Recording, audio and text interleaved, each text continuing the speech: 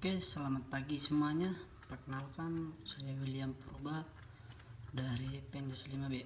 Nah, pada kesempatan kali ini di sini saya akan menjelaskan tentang kedaruratan medis 3, yaitu keracunan dan gigitan binatang. Nah, yang pertama itu keracunan. Keracunan yaitu suatu zat yang masuk dalam tubuh dengan jumlah tertentu menyebabkan reaksi yang tidak sehat. Namun, ini keracunan terjadi ataupun masuk melalui mulut, di mana penyebabnya obat-obatan ataupun kita mengonsumsi obat-obatan yang tidak bisa diterima oleh tubuh kita, baru makanan ataupun minuman yang sudah kadaluarsa, baru zat kimia yang berupa bahan-bahan aditifnya tidak sesuai dengan porsi ke dalam tubuh kita, baru makanan yang mengandung racun. Nah, sudah kita ketahui ya makanan yang mengandung racun itu seperti apa. Seperti contohnya tuh sampo. Nah, kalau kita mau pas saat kita mandi, kita menjilat sedikit sampo, pasti itu merasa tidak enak di lidah kita. Nah, kita langsung kumur-kumur agar tidak terjadi keracunan pada diri kita. Nah, selanjutnya ataupun tahapnya yaitu kita akan masuk ke dalam tahap pertolongan untuk keracunan di pencernaan. Nah, untuk membuat pertolongan pertama itu sendiri yaitu kita akan membuat rangsangan kepada tenggorokan kita dengan cara memasukkan jari kita. Kita memegang itu tenggorokan agar mau muntah. Nah, ya, kita posisinya itu korban di posisi duduk condong ke depan. Penolong berdiri di samping korban, penolong harus menggunakan sarung tangan. Buat rangsangan muntah dengan memasukkan jari ke mulut korban, seperti itu. Untuk diri kita sendiri juga bisa kalau kita masih sadar. Bila korban sendiri tidak sadar, kita harus membawanya segera ke rumah sakit ya. Kita tidak perlu memberikan rangsangan lagi, karena apa? Dia kalau sudah sadar pasti tidak muntah kan? Bila korban tidak sadar, seperti tadi kita bawa ke rumah, tidak usah memberi rangsangan.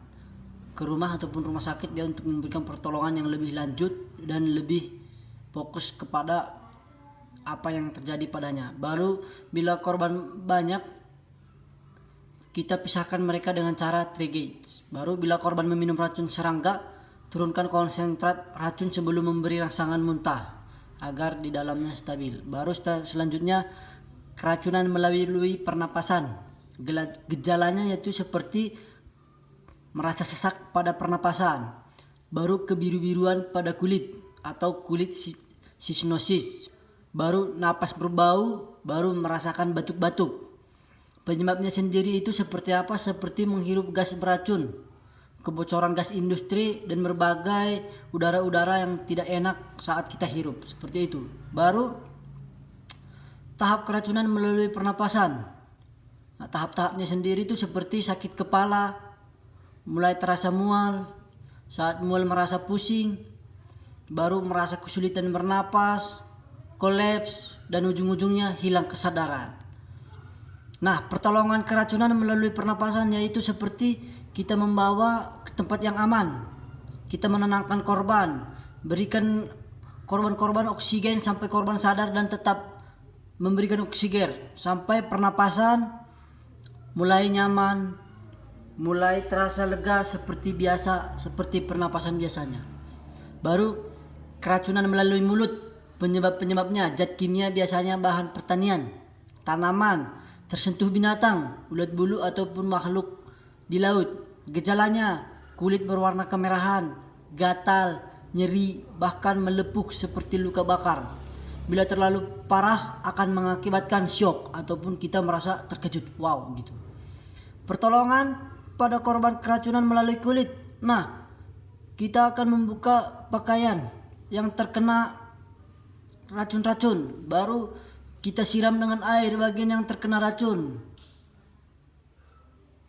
Arah penyiramannya sendiri itu yaitu dari bawah menuju keluar. Maksudnya itu kan pemanya tangannya, lengannya. Nah, kita akan menyiram dari atas ke bawah agar airnya turun ke bawah. Baru selanjutnya kita akan membawa ke rumah sakit untuk pengobatan lebih lanjut agar mengetahui sebagaimana bahayanya, sampai mana bahayanya, racun tersebut sudah memasuki tubuh kita, seperti itu. Baru selanjutnya di sini ada pertolongan luka gigitan binatang, di mana pertolongan pada gigitan binatang itu yang itu dimulai dari gigitan serangga. Pasti kita kenal serangga ya. Biasanya serangga itu sering menghinggap di bunga ataupun di pepohonan. Gejala-gejalanya sendiri itu jika racun dari sengatan serangga itu menjalar ke urat, nah kalau itu urat akan menjadi kejang-kejang. Kepala bisa menjadi pusing, bisa menjadi demam, bisa berkeringat dingin, sesak napas, dan disertai muntah-muntah. Itulah gejala-gejalanya kalau kita digigit serangga. Baru penanganannya sendiri, kita akan menyiapkan 6 siung bawang putih ya, baru kita kupas dan tumbuk halus-halus, lalu kemudian gunakan untuk menutupi luka atau bekas gigitan serangga tersebut. Ini obatannya ini adalah obatan herbal ya, jadi aman. Baru selanjutnya itu, namun perlu kita perhatikan rasa gatal karena ulat bulu tersebut jangan sampai digaruk menggunakan tangan, karena semakin digaruk maka gatalnya bisa semakin meluas tambah, karena kalau jari-jari kita sudah kena, kita menggaruknya ke bagian lain itu akan ikut sehingga menyebabkan iritasi kulit. Nah, di sini kita bersihkan dulu bulu-bulu dari ulat yang menempel di tubuh kita. Gunakan garam yang dicampur minyak kelapa. Baru kita oles-oleskan yang mana terasa gatal pada tubuh kita. Baru kita diamkan sampai lengket ataupun semuanya sudah terhijab. Baru setelah itu kita bersihkan. Tongkat dikenal dengan mengandung racun jenis pederin yang dapat menyebabkan kulit mengalami iritasi atau melepuh seperti herpes. Nah, penanganannya sendiri yaitu kita akan menggunakan minyak goreng yang diaduk dengan garam dapur. Ini merupakan penawar racun apabila digigit tongkat. Semuanya rata-rata berbahan alami ya. Baru bagaimana jika terkena pacet atau lintah? Tuangkan alkohol atau bisa juga diolesi garam terutama di bagian mulut lintah. Setelah lintah lepas, bersihkan luka menggunakan antiseptik dan tekan sampai mendarah berhenti. Nah, di sini kalau lintah itu bisa kita tarik dengan rumput-rumput yang kasar. Karena dominan lintah itu atau pacat itu kulitnya sangat licin seperti minyak. Jadi kita bisa mengambil pasir, contohnya kita sapu-sapu di bagian lintah baru kita tarik. Nah, nanti lintahnya akan ikut keluar dan kita bisa menekan pendarahan sampai berhenti. Nah, selanjutnya ada gigitan ular. Ular, kita pasti sudah tahu ular itu ya berbahaya. Selain berbahaya di darat juga di air. Tanda dan gejala bekas gigitan, sakit yang hebat, merah sekitar luka. Penting untuk kita ketahui sebelum menyerang, tubuh ular akan membentuk huruf S seperti melilit-melilit atau menimpa dirinya untuk membuat strategi penyerangan. Kenali jenis gigitan ular berbisa. Hal yang terpenting dalam penanganan pada gigitan ular berbisa adalah kita mengenali dahulu jenis ular berbisa dan tipe gigitannya. Dengan demikian, kita bisa tahu apakah gigitan ular yang kita alami ini berbahaya atau tidak. Selanjutnya, kita bisa melakukan langkah yang tepat terhadap gigitan ular tersebut. Nah, di sini ada jenis-jenis ular berbisa, yaitu seperti kita lihat anaconda, pasti kita sering-sering itu ya, anaconda, wow, baru piton. Nah, ini jenis-jenis kepala ular itu bisa kita lihat dari ciri-cirinya dari kepalanya ataupun dari munculnya saat mau menyerang. Kalau yang menyerang itu berbentuk segitiga ataupun bisa kita sebut itu sendok, seperti sendok kepalanya, seram memang ya. Itu ular berbisa. Kalau yang tidak berbisa itu dia seperti bulat saja, tidak mengembang pada bagian kepalanya. Baru bagian ekornya, di mana ciri-cirinya pada ular itu tidak berbisa, pada ekornya sisik 2 baris, tidak berbentuk lain-lain. Baru kalau dia ular yang berbisa itu pada ekornya bisa kita lihat 1 baris itu sisik semua, jadi tidak ada yang lain, langsung satu jenis. Kalau gigitan ular berbisa itu dia pada kulit yang dia gigit itu akan membentuk lubang 2 dan langsung membengkak, hanya titik 2 seperti itu, baru membentuk seperti mata, baru langsung mememar. Kalau gigitan ular tidak berbisa itu dia akan banyak bentuk-bentuknya. Nah, itu tidak berbisa, seperti hanya terkena duri-duri. Ya, selanjutnya ular dengan bisa rendah itu bentuk kepalanya opal, bulat telur ya. Gerakannya agresif, cepat dan takut pada musuh, membunuh mangsanya dengan membelit. Baru beraktivitas pada siang hari, diurnal. Tidak memiliki taring ataupun bisa. Gigitannya tidak mematikan. Setelah ular menggigit, dia akan langsung lari. Baru selanjutnya ular yang memiliki bisa tinggi. Nah, bentuk kepalanya cenderung segitiga sempurna, gerakannya lambat, tenang, penuh percaya diri, beraktivitas pada malam hari atau nokturnal.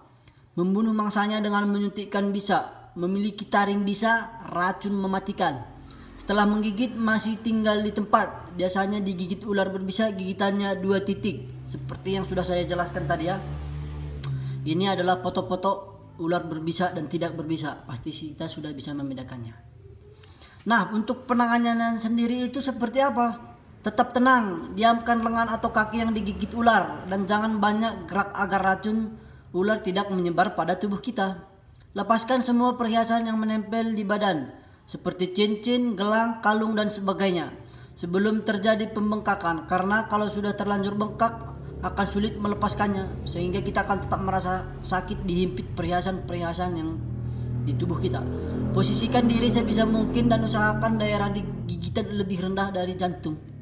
Bersihkan luka, tapi jangan siram dengan air, dan tetap tutup dengan kain bersih dan kering agar dihisap ya darah-darah itu racunnya. Gunakan spak atau bidai untuk mengurangi pergerakan daerah yang terkena, tapi usahakan tetap cukup longgar sehingga tidak membatasi aliran darah, agar darah tidak berhenti ya. Baru setelahnya kita bawa rujukan ke rumah sakit. Bisa ular juga dapat menyebabkan gejala khusus di beberapa organ. Hematostik, bersifat racun terhadap darah, menyebabkan pendarahan di tempat gigitan. Perdarahan di tempat lain seperti paru, jantung, otak, gusi, saluran cerna, kencing darah, juga gangguan pembekuan darah. Neurotoksik, bersifat racun terhadap saraf, menyebabkan penderita merasa kelemahan otot tubuh, kekakuan, hingga kejang-kejang. Apabila menyerang saraf pernapasan, ini dapat menyebabkan penderita sulit bernapas dan dapat menyebabkan kematian. Kardiotoksik, gejala yang timbul berupa penurunan tekanan darah atau merasa syok dan henti jantung. Sindrom kompartemen merupakan suatu sindrom yang mengakibatkan terjadinya peningkatan tekanan dalam sekumpulan otot yang salah satunya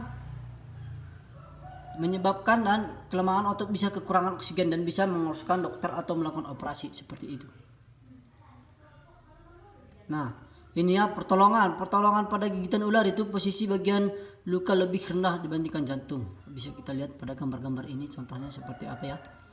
Baru yang tak boleh dilakukan saat digigit ular berbisa, memanipulasi luka baik dengan cara menyedot bisa ular atau tempat gigitan, atau menyayat kulit agar bisa keluar bersama darah, menggosok dengan zat kimia atau mengompres dengan air panas atau es pada luka gigitan, mengikat atau memberi torniket terlalu keras pada luka gigitan. Beberapa sumber menyebutkan pemasangan torniket bisa diberikan di bawah 30 menit pertama apabila timbul gejala cepat dan tidak ada antibisa. Minum minuman alkohol atau kopi, mencoba mengejar dan menangkap ular.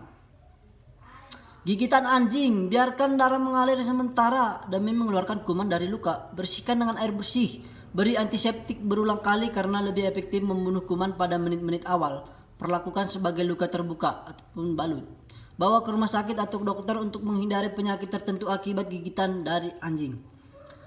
Mungkin sekian yang bisa saya jelaskan pada pagi hari ini. Bila ada yang kurang mengerti boleh di komentar ya. Akan saya jawab sebisa saya mungkin dan mungkin. Saya William Purba, bila ada kesalahan kata ataupun yang lain-lain. Sekian dan terima kasih.